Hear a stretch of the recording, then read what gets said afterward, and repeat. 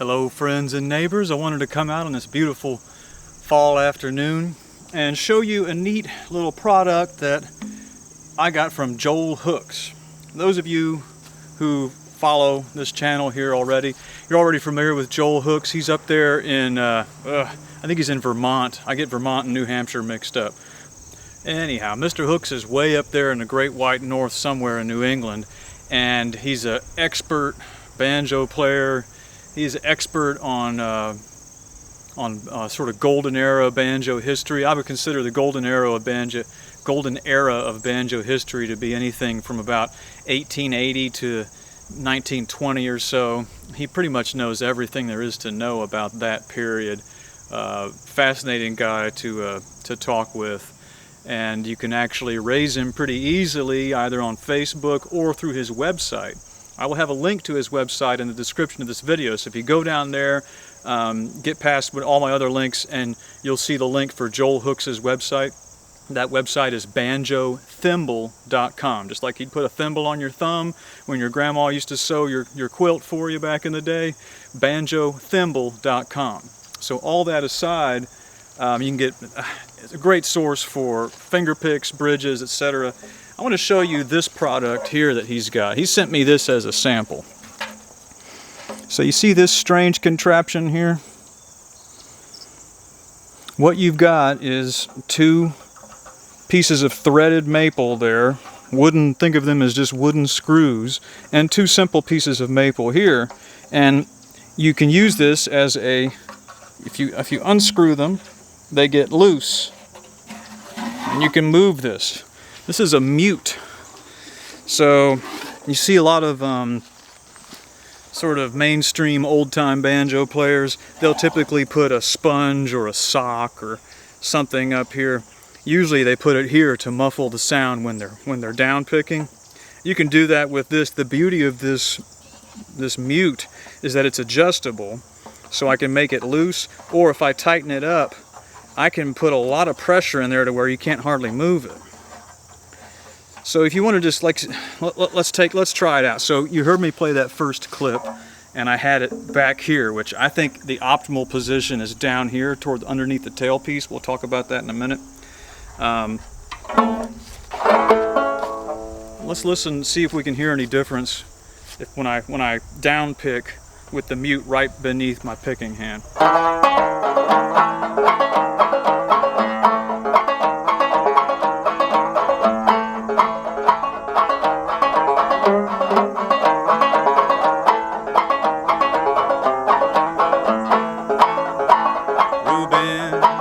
Had a train run from hell down to Betsy Lane. I like to been the driver on that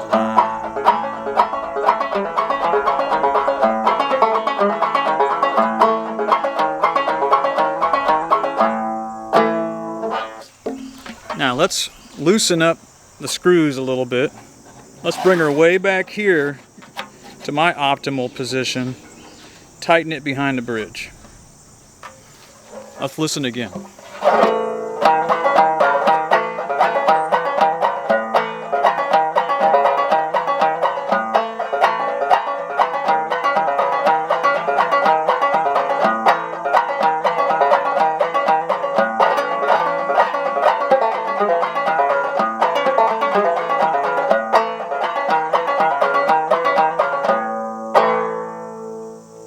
I think it sounds a little bit better behind the bridge. Let's remove it completely.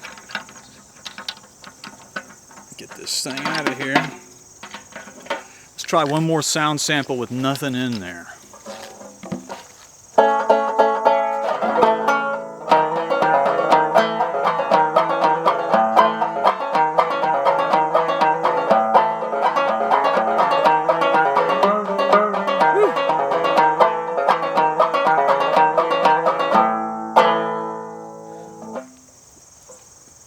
I'm hoping that with this microphone y'all can discern the differences between those three examples. I sure can.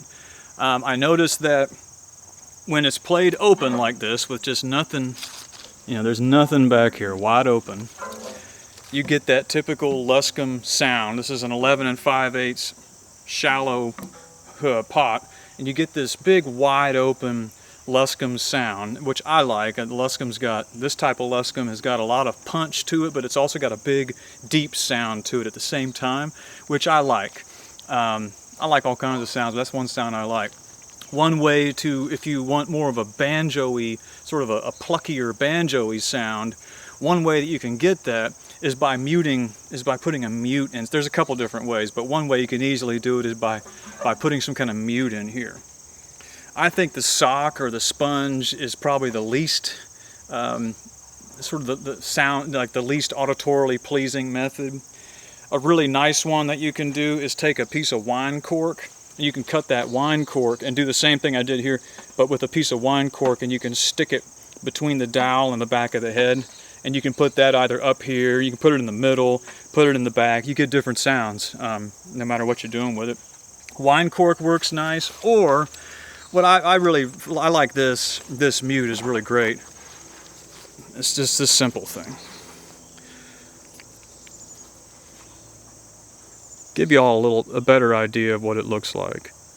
So it's just a little, basically like a heavy maple tongue depressor that he's made.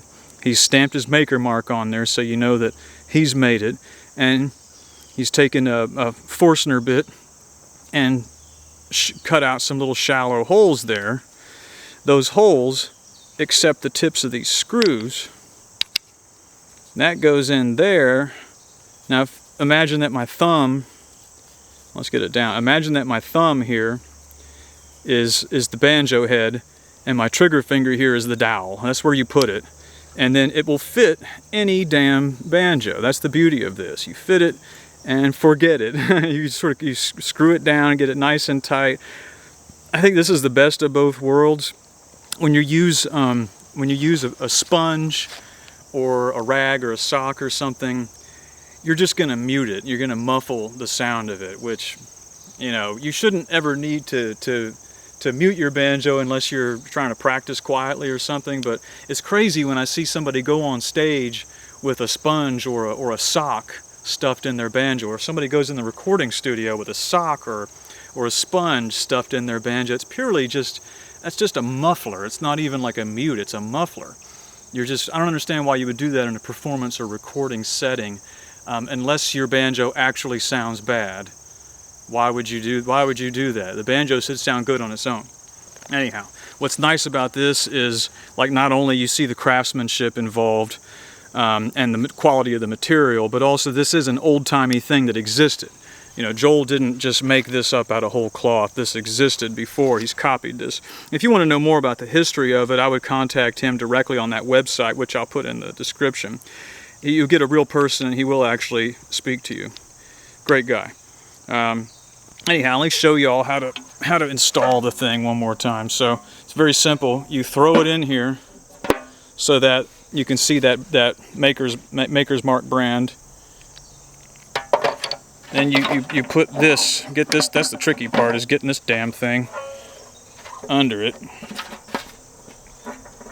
Yeesh. Boy, hard to show on camera. Oh, I better loosen it. Lord Jesus. Stick her in there.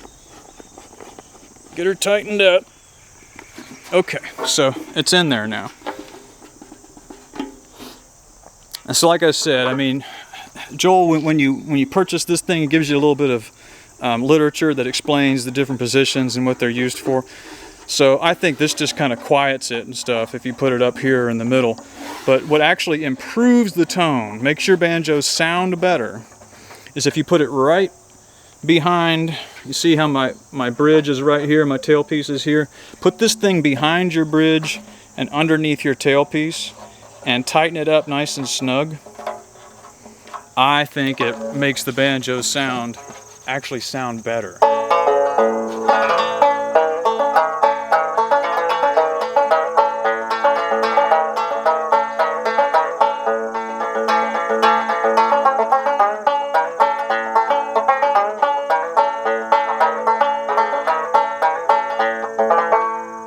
Wonderful little thing. So real quick, why do I think it sounds best back here?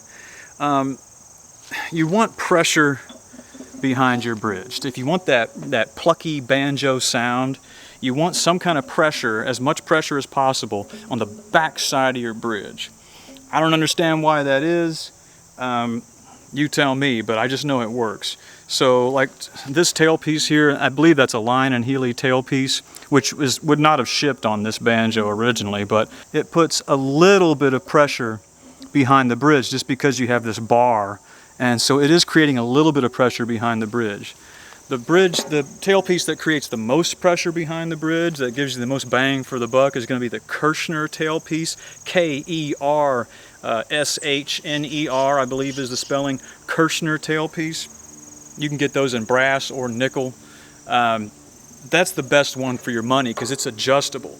And really ideally what you want is a tailpiece that goes on and you can crank it down and put maximum pressure behind on the back side of your bridge. That's going to make that banjo pop and pluck and get that plunky banjo sound that I'm after. That's a wonderful sound.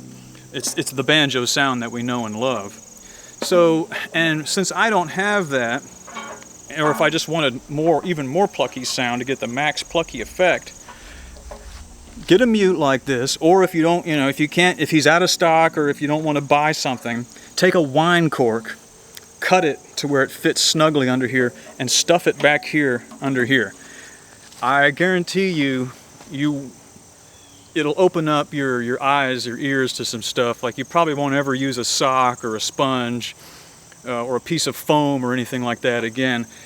Use something like this if you can get a hold of this, or use the wine cork and stick it back here. What this does is, so now not only do you have pressure on the back of the bridge coming from the top, but you have pressure on the head pushing up against the back of the legs of the bridge. And I think it gives an exceptional sound to the instrument.